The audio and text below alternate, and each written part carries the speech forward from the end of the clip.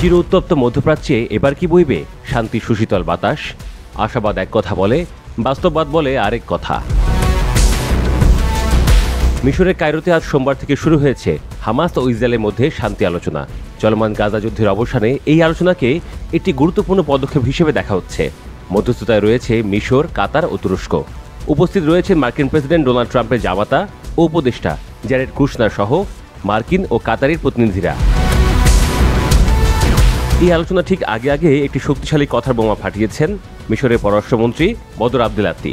তিনি বলেছেন যে হামাসকে নিরস্ত্রীকরণ করতে হবে ফিলিস্তিনি দৃষ্টিভঙ্গি ও কাঠামোর ভিত্তিতে, বাইরের কারো চাওয়ার পরিপ্রেক্ষিতে নয়।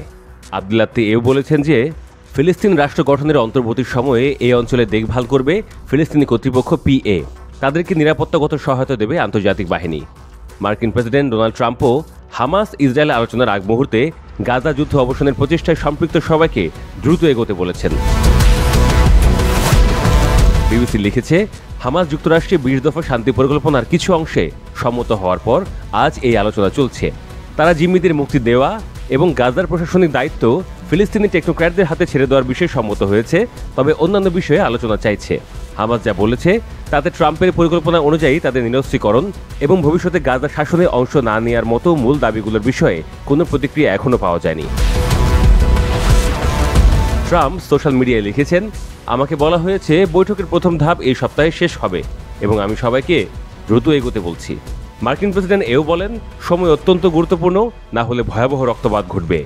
এর আগে সাংবাদিকদের সঙ্গে কথা বলার সময় ট্রাম্প বলেন, গাজায় হামাসের হাতে জিম্মি ইসরায়েলিদের খুব শিগগির মুক্তি দেওয়া হবে বলে তিনি আশা করছেন।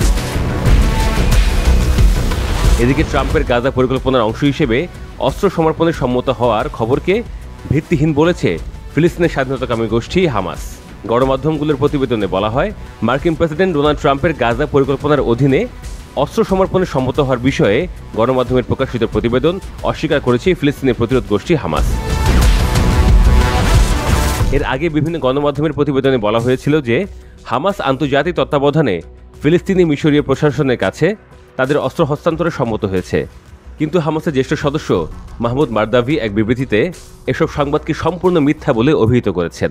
তিনি সংবাদ মাধ্যমগুলোকে আহ্বান জানান তথ্য যাচাই বাছাই করে প্রকাশ করতে এবং গুজব বা অপ্রমাণিত খবরের ফাঁদে না পড়তে।